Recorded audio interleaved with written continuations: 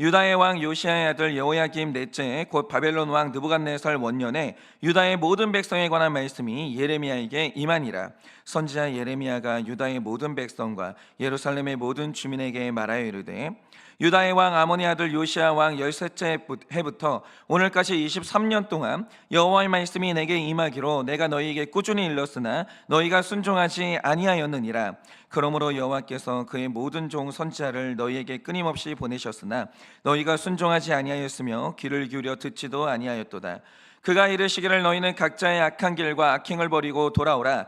그리하면 나 여호와가 너희와 너희 조상들에게 영원부터 영원까지 준 그 땅에서 살리라. 너희는 다른 신을 따라다니며 섬기거나 경배하지 말며 너희 손으로 만든 것으로서 나의 노여움을 일으키지 말라. 그리하면 내가 너희를 해하지 아니하리라 하였으나 너희가 내 말을 순종하지 아니하고 너희 손으로 만든 것으로서 나의 노여움을 일으켜 스스로 해하였느니라. 여호와의 말씀이니라. 그러므로 만군의 여호와께서 이와 같이 말씀하시느니라. 너희가 내 말을 듣지 아니하였느니라.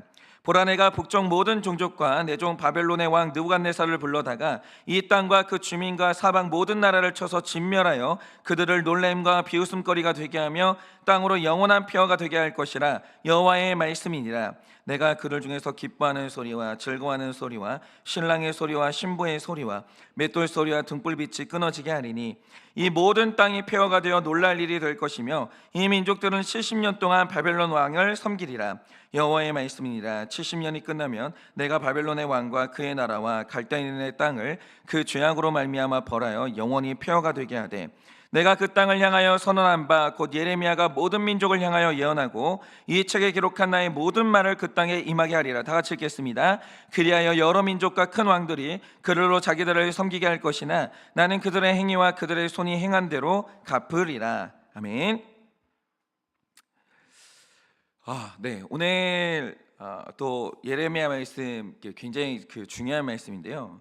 제가 늘 말씀드리지만 이렇게 생각하시면 됩니다. 지금 우리 삶에 여러 가지 문제들이 일어나고 있거든요. 근데 그 문제의 원인이 뭘까? 이거 끝으로 파고 들어가고 파고 들어가 보잖아요. 그 끝에 뭐가 있냐면 거의 돈이 있습니다. 거의 다 그 돈 문제입니다. 그러니까 제가 늘 말씀드리지만 우리가 이 땅에서 살아가는 한 구원 다음으로 중요한 존재는 누가 뭐래도 돈 문제예요. 그래서 이 돈에 대한 통찰력을 얻는다라는 건 굉장히 중요하거든요. 그래서 자녀들을 교육할 때 하나님도 교육해야 되는데 굉장히 중요하게 교육해야 되는 게 뭐냐면 돈 문제입니다. 그런데 제가 여러분에게 그래서 여쭙고 싶은 게 있어요. 그게 뭐냐? 이거는 굉장히 근본적인 질문인데요. 여러분은 돈이 뭐라고 생각하십니까? 그러니까 우리가 자녀들을 교육하고 내 자신이 똑바로 선다라고 할 때 이거에 대해서 가치관이, 성경적인 가치관이 정확히 서 있어야 돼요. 여러분, 돈은 뭡니까?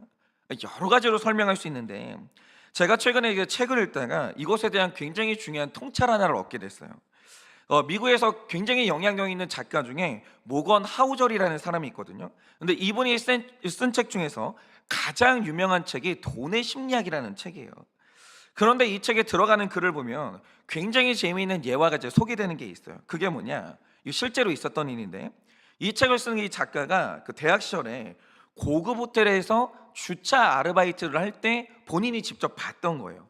그러니까 그 호텔에 오는 손님 중에 이미 20대 와이파이 중계기에 들어가는 핵심 부품을 설계하고 그것에 대해 특허를 낸 20대 손님이 있었어요. 천재인 거죠. 근데 여러분, 와이파이 중계기라고 하면 이 완전히 돈 되는 사업이거든요. 그런데 이렇게 미국에서 돈이 되는 사업에 특허를 가지고 있다? 그럼 여러분 아시겠지만 버는 돈의 단위가 완전히 달라집니다. 순식간에 몇백억 부자가 되는 거죠. 그러니까 이 사람이 부자가 됐어요. 돈이 손에 들어왔어요. 그런데 이 사람이 부자가 되니까 이 부자 청년이 호텔에 올 때마다 했던 행동이 있다는 거예요. 그게 뭐냐? 일단 $100짜리 지폐를 다발로 들고 다녔대요. 다발로. 그리고 나서 이제 보고 싶다는 사람이 있으면 그걸 계속 보여주는 거예요. 야, 이거 봐봐. 이게 $100짜리 지폐 다발이야. 이걸 보여주는 거예요. 그리고 만약에 어떤 사람이 관심이 없어 한다 그러면 굳이 꺼내서 너 돈 좋아하잖아. 돈 안 좋아하는 사람이 어디 있어. 그러면서 이걸 이제 과시를 했다는 거죠. 그리고 가장 절정이었던 사건이 뭐냐? 어느 날 이 사람이 그 호텔 직원 한 명을 부르더니 심부름을 시켰는데 몇백만 원을 주더라는 거예요. 그리고 이걸 가지고 이게 이 돈으로 살 수 있는 금화를 몇 개 사다 달라고 한 거예요. 그러니까 이 사람이 이제 금화를 사왔죠. 그랬더니 그 금화를 가지고 뭘 했는 줄 아세요? 친구들하고 금화를 똑같이 나눠 가지는 거예요. 그리고 여러분, 물수제비 뜨기라고 아세요? 바다에 그 물에다 돌을 던지면 표면에 평평평 하고 이렇게 그 튕기면서 누가 멀리 이제 그걸 이제 멀리 보내나, 이게 물수제비 뜨기거든요. 근데 이거를 금화를 가지고 가더래요. 친구들하고 금화를 나눠 가진 다음에 던져 가지고 바다에 던져 가지고 누가 멀리 보내나 그 시합을 금화를 가지고 하더라는 거예요. 그래서 이 젊은이가 이제 그런 모습으로 이제 살아가는데, 이제 이 작가는 이 호텔을 어느 날 이제 그만두게 된 거죠. 그리고 몇 년 후에 이 젊은 부자에 대한 소문을 듣게 되는데, 그 많은 돈이 다 사라지고 파산했다는 소식을 듣게 된 거예요. 그런데 이 작가가 소개하는 또 한 사람이 있습니다. 이제 한번 들어보세요. 이 사람은 주유소에서 자동차를 수리하는 사람인데 이 일을 25년을 했어요. 그리고 백화점에서 17년 동안 바닥을 쓰는 일을 했어요. 그리고 38살에 방 2개짜리 집을 지금 우리나라 돈으로 2천만 원에 구입을 했는데 그 집에서 죽을 때까지 살았어요. 그리고 50세가 됐을 때는 부인하고 사별했는데 그 후로 이렇게 재혼을 하지 않았습니다. 그리고 친구들에 의하면 이 사람의 취미가 뭐였냐, 시간이 날 때마다 장작을 패는 게 이 사람의 취미였다라는 거예요. 여러분, 이 사람은 어떻습니까? 실제로 있었던 사람이거든요. 여러분, 이 사람은 어떠세요? 제가 생각할 때 우리나라 젊은이들 중에서 이 사람을 롤모델로 삼을 수 있겠냐라고 하면 이 사람이 롤모델인 젊은이는 아무도 없을 거예요. 아무도. 아마 젊은이들 중에 이런 인생 살고 싶은 사람 아무도 없을 거예요. 2천만 원짜리 집에서 죽을 때까지 살고 자동차 수리 25년 하고 바닥 쓰는 일을 17년간 하고 이렇게 살고 싶은 젊은이는 아무도 없을 거예요. 또 어떤 사람은 이 사람의 스토리만 딱 들어봐도, 만나보지 않아도 무시가 딱 될 거예요. 별거 아닌 사람이구만, 허접한 사람이네, 아마 이럴 거예요. 그런데 놀라운 건 이분이 2014년도에 92세의 나이로 돌아가셨거든요. 그런데 2014년에 그 해에 죽은 사람의 미국인 숫자가 280만 명이에요. 약.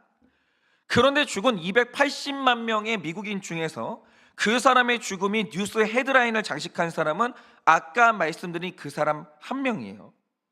이 사람이 누구냐? 로널드 제임스 리드라는 사람인데, 이 사람이 평생 동안 평범한 일을 하면서 쭉 성실하게 저축을 했어요. 정말 하루도 빼놓지 않고 열심히 했어요. 평범한 일이잖아요.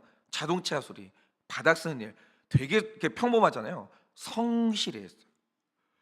그리고 굉장히 건전하게 소비를 하면서 돈을 열심히 모았죠. 그리고 그 돈의 일부를 저축해가지고 투자를 한 다음에 쭉 기다렸어요. 손대지 않고 쭉 기다렸어요. 그리고 나서 110억을 모았어요. 110억, 800만 달러. 그리고 그 돈으로 뭘 했냐? 사회에 어려운 사람들을 돕는 독지가로 산 거예요. 나머지 인생을. 어려운 사람들이 있을 때마다 그걸 계속 사람을 도운 거예요. 그리고 돌아가실 때는요, 110억 중에서 82억은 다시 사회로 기부했고 27억 정도를 자녀들에게 물려준 다음에 그 집에서 2천만 원짜리 집에서 평안하게 눈을 감았다는 거예요. 그러니까 지금 둘 다 부자거든요. 둘 다 부자. 처음에 말씀드렸던 그 젊은이도 부자고, 말로 할 수 없을 정도로 부자고, 두 번째, 그분이 죽었을 때 280만 명 중에서 유일하게 뉴스에 나왔던 그분도 부자였어요. 그러면 하나 여쭤볼게요. 둘 다 돈이 많았는데 이 두 사람의 차이는 뭘까요? 뭐가 두 사람의 차이라고 생각합니까?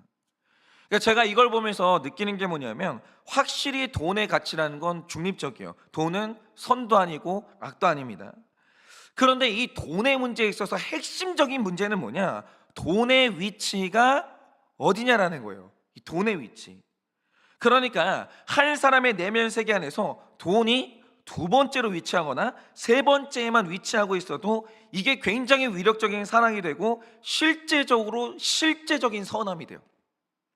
그러니까 개념적인 선이 아니라 이게 실제적인 선이 된다라고요. 어려운 사람 먹일 수 있어요. 죽어가는 사람 살릴 수 있어요. 근데 이 돈이 이런 역할을 하게 되는 그 방법이 뭐냐? 돈이 1번만 아니면 되는 거예요. 돈보다 중요한 게 있고, 그 다음에 돈이 두 번째 혹은 세 번째만 위치해 있어도 돈은 굉장히 선하게 사용할 수 있어요. 사람이 돈을 통제할 수 있습니다. 그런데 문제는 돈이 그 사회나 개인의 내면 세계 안에서 1번 되는 순간 돈은 반드시 하나님 이겨요. 반드시. 그리고 돈이 그 사람을 통제하기 시작합니다. 그리고 돈은 마침내 그 사람을 반드시 무너뜨려요. 돈이 1번 되면 돈은 그 사람 그냥 놔두지 않아요. 반드시 그 사람을 무너뜨려요. 여러분이 한번 우리나라가 살고 있는 이 나라를 객관적으로 한번 보세요. 여러분, 우리나라의 근현대사를 보면 일제시대부터 쭉 한번 생각해 봤을 때, 그때는 돈이 아무리 많아도 살 수 없는 것들에 대한 갈망이 있었어요. 그러니까 돈이 1번이 아니었다는 거죠. 예를 들어서 일제시대 때는 우리나라가 주권을 빼앗겼어요. 이 나라가 내 땅이 아니겠다 됐다는 거죠. 그래서 조국의 독립에 대한 갈망이 돈보다 중요했어요. 그게 가슴속에 있었다고요, 실제로. 그래서 당시에 굉장히 많은 부자들이 조국의 독립을 소망하면서 자신의 엄청난 재산을 독립운동 하는데 쓰라고 내놨어요. 왜냐하면 그게 1번이 아니었던 거예요. 가슴에 이 민족의 이 땅에 대한 주권에 대한 갈망이 있었다고요. 그리고 전쟁을 거치면서는 돈보다 사는 게 중요했어요. 살아야 됐을 거 아니에요. 돈이 아니면 아무리 많으면 뭐 할 거예요? 전쟁 터져가지고 죽게 생겼는데. 그리고 우리나라가 이 개발도상국이었던 시절에는 전부 다 가난했잖아요. 전부 다. 그러니까 저 어렸을 때가 이제 80년대인데, 그때는 지금도 기억나는 게 그 통닭을 반마리를 팔았어요.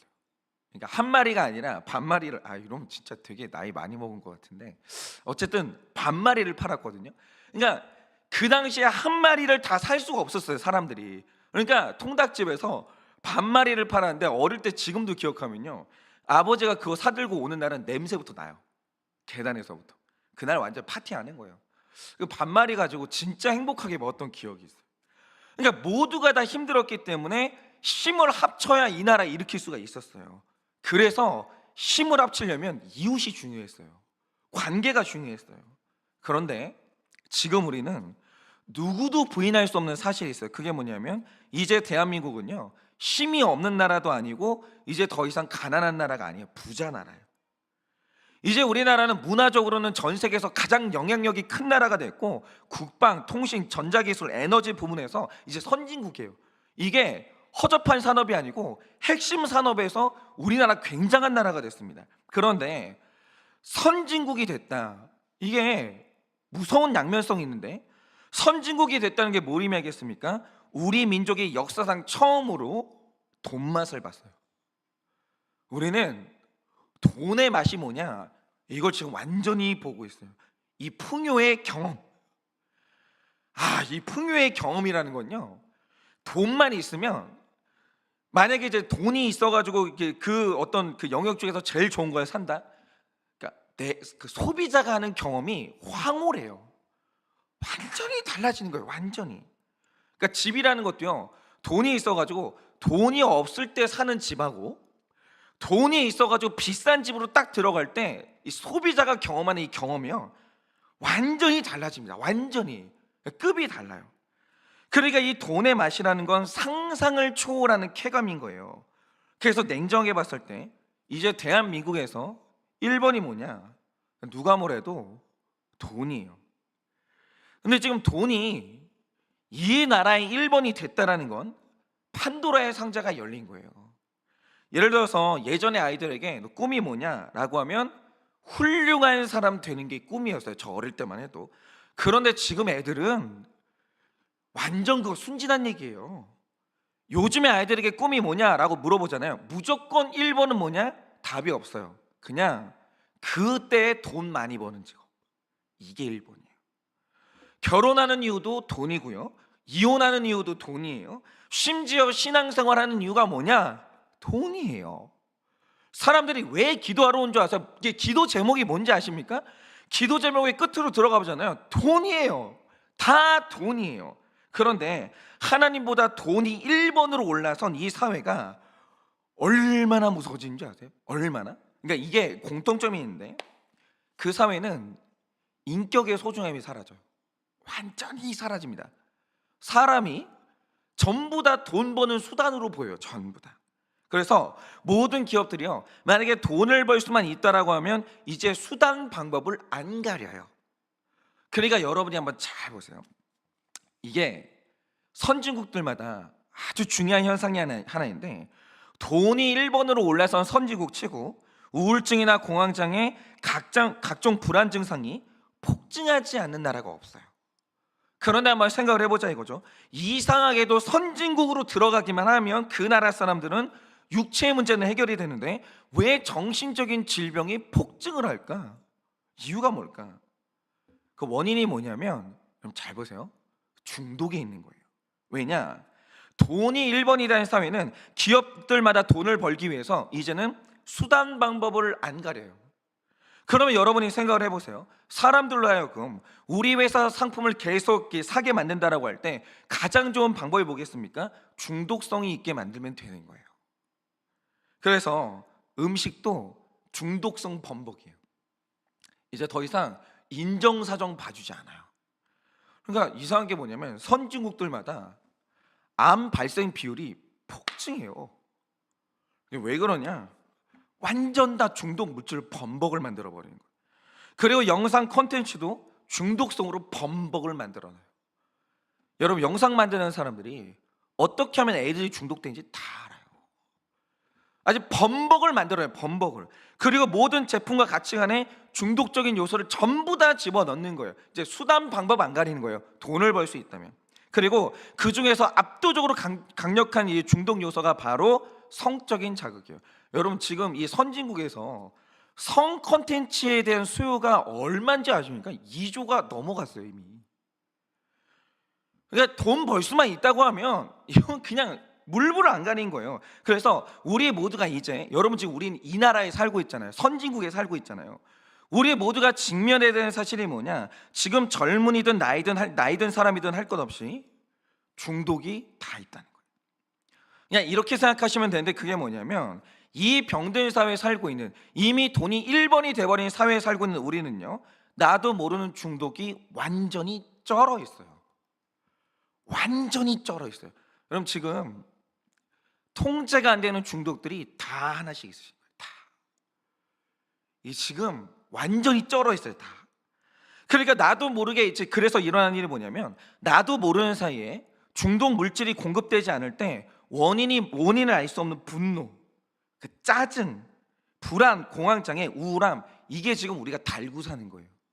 그러니까 내가 뭐에 중독됐는지도 모르고 중독이 완전히 돼버렸는데, 이게 끊어지는 순간 사람들이 어떻게 할 수가 없는 거예요. 완전히 지금 정신적인 문제가 너무 심각한 거죠. 그러니까 여러분이 오늘 말씀 1절에서 7절을 보시면 결국 이 내용이 뭐냐? 3절을 보면 하나님이 예레미야를 통해서 23년 동안 우상 숭배를 끊고 거룩을 회복하라고 그 말씀을 보면 꾸준히 일러주셨다고 해요. 꾸준히.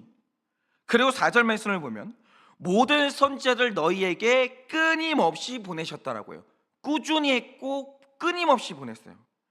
그런데 만약 내가 이렇게 했을 때 너희가 모든 악을 끊고 순종했으면, 회복을 했으면 5절 말씀처럼 하나님이 주신 땅에서 영원히 살았을 거예요. 그러니까 여러분이 그 중독만 끊으면 여러분의 가정 영원히 지킬 수 있는 거예요. 그 중독만 끊으면 영원히 내 가정 지킬 수 있는 거예요. 그 자리, 건강한 그 자리에서 영원히 잘 살 수 있는 거예요. 그리고 6절 말씀처럼 하나님이 절대로 그들을 때리지 않았을 거예요. 해하지 않을 거예요. 근데 문제는 뭐냐? 너 계속 이대로 가면 내가 너를 때릴 수밖에 없어. 너 그거 끊지 못하면 너 가정 파괴돼, 무너져. 계속 말씀하셨어요. 근데 문제는 뭐냐? 아는데, 들었는데, 나도 위기감을 느끼는데 이스라엘 백성들이 안 돼요. 이게 안 끊어지는 거예요. 그런데 보세요. 잘못된 걸 알아요. 하지 말아야 된다는 것도 알아요. 근데 끊지를 못해가지고 7절 말씀처럼 스스로 해야 하는 게 뭐가 있겠어요? 그 중독이에요. 중독 말고 다른 게 없어요. 여러분, 중독의 본질은 뭐냐? 내가 나를 파괴하는 거예요. 중독은요, 아무도 나를 중독으로 밀어넣지 않아요. 내가 한번 중독에 빠지면요, 그 다음부터는요 내가 나를 파괴하기 시작해요. 그거는 아무도 못 막아요. 그러니까 각신의 만화 중독은 전혀 다른 모습의 탈을 쓰고 나타나는데, 예레미야 시대는 종교의 탈을 쓰고 중독의 사람들을 지배했거든요. 그런데 지금 우리가 살고 있는 이 시대는요, 중독이 이제 탈을 쓰지도 않아요. 아예 탈을 쓰지도 않아요. 왜냐? 돈이 1번이거든요. 너도 나도 돈 벌 수 있다고 하면 다 중독 이용해요. 다 중독 이용해요. 이게 선한 거예요. 이 전략이 됐어요. 아재 이제 이 중독이요, 탈을 쓰지도 않아요. 그냥 대놓고 우리를 유혹하는데, 제가 볼 때 우리 사회는요, 중독이 있는 사람하고 없는 사람하고 나누는 게 아니라 어느 종류의 중독에 빠졌냐, 이걸 분류하는 게 훨씬 정확해요. 훨씬 더. 여러분, 엄마 아빠도 중독이고요, 애들도 다 중독이에요. 아닌 사람은 없어요. 그럼 저는 어떠냐? 확실히 저는 완전히 미디어 중독이에요. 그러니까 제가 설교에 필요한 정보도 미디어를 통해서 얻지만, 저는 휴식도 미디어를 통해서 하고, 재미도 미디어를 통해서 얻고, 동기부여도 미디어를 통해서 얻고 있고 그래요. 그러니까 인터넷 끊어지면 저도 난리 나요. 저도 설교 준비를 무슨 자료를 어떻게 찾을 거예요. 저는 지금 그 온라인에다가 이제 그 책을 다 PDF로 저장해 놓은 다음에 온라인에다 저장해 놨기 때문에 이거 지금 끊어지면 좀 난리 나요. 그러니까 일어나는 일이 뭐냐, 제가 아주 가끔은 실수로 휴대폰을 놓고 집에 놓고 교회를 올 때가 있거든요. 근데 아직은 저 집이 교회하고 멀기 때문에 다시 가지러 가는 게 쉽지가 않아요. 그러니까 하루 종일도 아니고 한 몇 시간 정도를 휴대폰이 없는 시간을 갖게 될 경우가 있었거든요. 근데 제가 깜짝 놀라요. 그게 뭐냐면, 그 잠깐 몇 시간이거든요, 엄청 불안해요. 그냥 내가 휴대폰이 잠깐 없는 사이에 어떤 성도님에게 굉장히 중요한 전화가 왔는데 제가 그걸 놓친 것만 같은 불안함. 너무너무 불안해요. 너무너무. 그러니까 이게 없는 사이에 우리 교회에 어떤 큰일이 터졌을 것 같고, 내가 그 소식을 놓쳤을까 봐 너무 불안한데, 몇 시간 후에 휴대폰을 켜보잖아요, 아무도 연락이 없어요. 저는 아무도 저를 모르는 사람이기 때문에 아무 연락도 없어요. 그리고 나에게 정보와 휴식이 공급되지 않고 있다는 불안감, 휴대폰이 없는 이 시간 동안 세상과 끊어지고 있다는 불안감, 이게 깜짝 놀랐어요. 엄청 불안해요. 엄청 불안해요. 이런 식으로 생각보다 끔찍한 고통이 몰려오는데, 이러면 깜짝 놀라는 거예요. 내 중독이 지금 이 정도구나. 이걸 알게 되는데, 그나마 이 중독에서 지금 저를 구해주는 게 뭐냐면, 큐티하고 사역하는 시간, 그리고 집에 갔을 때 식구들하고 대화하는 시간, 이게 지금 저를 붙잡아주는 거지. 그러니까 만약에 제 인생에 큐티와 사역 그리고 가족 간의 대화가 없었다? 제 중독이, 저는 그래서 게임에 중독된 지체를 이해해요. 저녁에 10시에 게임 그 컴퓨터 앞에 앉아가지고 새벽 4시까지 5시까지 출근하기 전까지 한대요. 전 그거 이해해요. 만약에 제 인생에 큐티 없고 공동체 없고 사역 없었다? 끔찍해요. 저 그렇게 됐을 거예요. 그러니까 지금 우리가 너무나 심각한 중독성으로 밑바닥도 없이 지금 빠져들고 있는데, 이 중독의 문제가 뭐냐면 바닥이 없다는 거예요. 중독은 바닥이 없어요. 무슨 늪처럼 계속 빠졌는데 어느 정도 빠지면 이제 혼자 빠져나오는 건 불가능해요. 그래서 이제 우리가 다 직면해야 되는 게 있습니다. 그게 뭐냐면, 저와 여러분, 여러분의 연인과 가족, 그리고 여러분의 자녀가 엄청난 중독에 빠져 있다는 거예요. 저는 완전히 인정해요. 완벽히 빠져 있어요. 그런데 이렇게 깊고 심각한 중독에 빠져 있으니까 하나님께서 오늘 미리 지금 말씀해 주시는 거예요.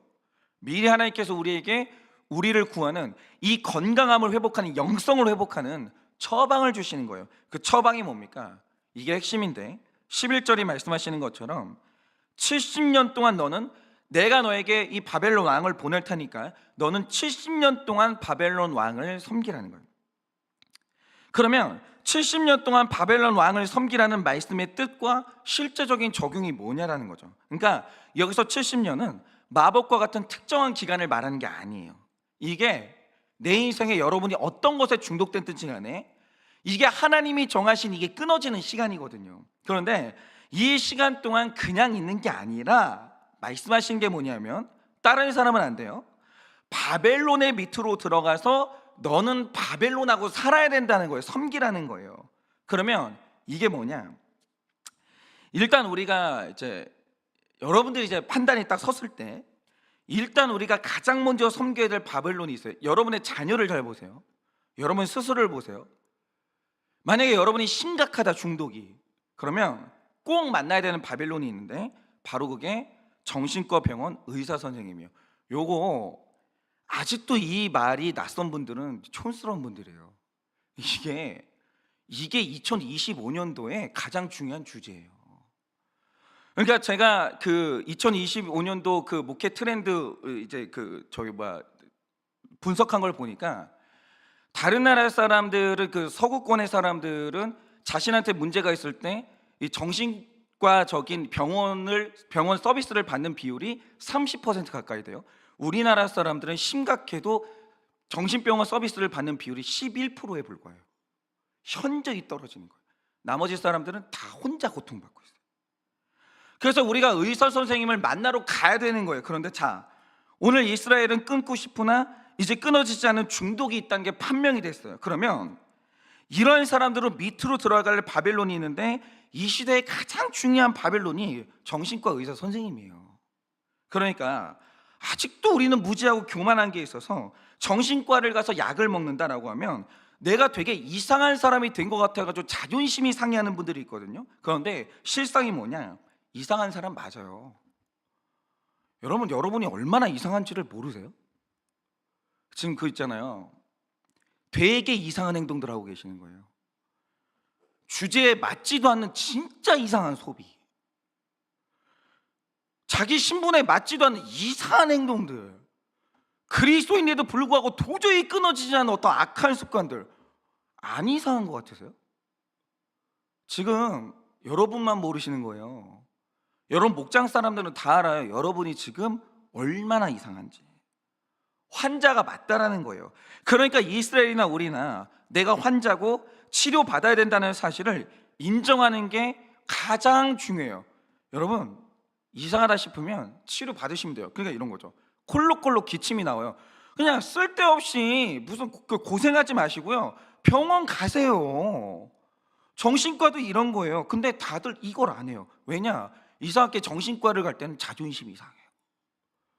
내과 갈 때는 자존심이 안 상하거든요. 그냥 생각을 해보세요. 기침을 해요. 열이 나요. 나는 이런 걸로 병원 가면 난 자존심이 상해. 얼마나 이상해요 그게. 정신과도 똑같은 거예요. 안 끊어져요. 행동이, 분노 조절이 안 돼요. 중독이 안 끊어져요. 그럼 병원 가면 될 거 아니에요. 근데 유독 정신과는 자존심 상해요. 그런데 이 중독과 정신적인 고통에서 빠져나오고 싶으시면 정신과 의사 선생님이라는 바벨론 밑으로 들어가셔야 돼요. 그리고 섬겨야 될 70년이 뭐냐? 정신과 약은요, 선생님이 먹으라고 하는 날까지 드셔야 돼요. 그런데 우리 중에 진짜 교만한 사람들이 하는 행동이 뭐냐? 자기가 다 의사예요. 그래서 자기가 자기를 진단하면서 나는 괜찮아졌다 이러면서 의사 선생님이 정해준 70년이 차지도 않았는데 본인 멋대로 약을 다 끊어요. 그러면 도루묵이에요. 아무것도 안 끊어지는 거예요. 그러면 치료가 안 되는 거예요. 병원에 가셨으면 의사 선생님이 말씀하시는 치료의 70년이 찰 때까지 약을 성실하게 겸손하게 드셔야 되는 거예요. 그러니까 이 시대의 겸손은 뭐냐? 병원 잘 가는 거고 약 잘 드시는 거예요. 다른 겸손하려고도 하지 마세요. 그냥 처방 잘 받고 하나는 적용 잘하고 약 잘 드시면 되는 거예요. 그거만한 겸손이 없는 거예요. 그래서 약을 잘 먹는다는 건 단순히 치료가 아니라 그게 영성이에요. 그 겸손이. 그리고 또 하나, 만약에 여러분이 그러니까 지금 이 소비 중독은 제가 볼 때 다른 중독, 어떤 중독보다 심각해요. 자꾸 돈 쓰고 싶은 거 있잖아요. 때 될 때마다 돈 쓰고 싶은 욕구, 뭐 사고 싶은 욕구. 여러분이 만약에 소비 중독이나 게임 중독 같은 것에 중독되시면 반드시 물질의 손해를 불러와요. 나만 고통받는 게 아니라 가족들도 같이 고통받기 시작해요. 그러면 어떻게 되냐면 배우자와 식구들이 즉시 무서운 바벨론으로 변해요. 그러면 생각을 해보세요. 공부하는데 돈 썼다. 누가 화를 내요? 바벨론 안 돼요. 그런데 의미도 없는 중독에 그 소중한 돈을 날렸으니까 천사 같은 배우자가 바벨론이 되는 건 당연한 일이죠. 완전 무서워지는 거예요. 그런데 내 배우자가 바벨론으로 변했다, 그런 말이 곱게 나올 수가 없죠. 저도 많이 들었습니다. 저희 아내가 돈만 잘못 쓰면 바벨론으로 변해가지고 말을 그냥, 그때부터는 뭐 그냥 10살 많은 오빠 뭐 그런 거 없어요. 그냥 막 말을 막혀, 막 말로 나를 무시하고 칼로 베는 듯한 아픈 말을 하고, 그 열심히 고개 숙이고 살면 조금 잊혀지나 하는데 또다시 기억을 해내면서 다시 나를 무시하고, 이런 식으로 학대가 계속되거든요. 그런데 이 바벨론의 역할이 여러분 살리고 있는 거예요. 내가 만약에 소비에 중독돼가지고 쓸데없는 이 돈을 썼는데 이걸 가지고 나를 학대해주는 바벨론이 없다, 여러분 파산합니다. 남는 거 빚밖에 없어요. 완전히 파산하시는 거예요.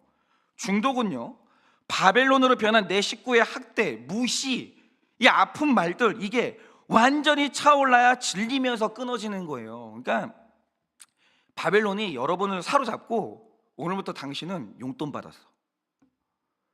당신 통장 관리 못해. 내가 통장 관리할 테니까 당신은 용돈 받아서. 그럼 어떻게 되냐면 목이 졸리는 느낌. 소비 중독이 있는 사람들은요, 용돈 받았으면서 돈 못 쓰면요 막 목이 졸리는 느낌이에요. 목 졸려야 되는 거예요. 아무것도 못 해야 돼요. 완전히 사로잡혀가지고 이 중독 끊어질 때까지 카드도 끊어지고 그 용돈 가지고 그냥 살아야 돼요. 목이 졸려야 돼요. 그러면 공황장애도 와요. 엄청 힘들어요. 그렇게 사시라고요. 파산하는 것보다 공황장애가 훨씬 나아요. 훨씬 나아요. 그러니까 내가 사고를 쳐서 10년 동안 바벨론 같은 배우자에게 무시당했다, 그러면 더 이상 못하겠다, 뛰쳐나오지 마시고 계속 당하시라고요. 안 그러면 파산하신다고요. 안 그러면 파산하신다고요. 파산이 얼마나 무서운데요. 길거리로 다 앉는 거예요. 나만 고통스러운 게 아니라 내 가족, 내 배우자, 내 자녀들이 다 고통당해요.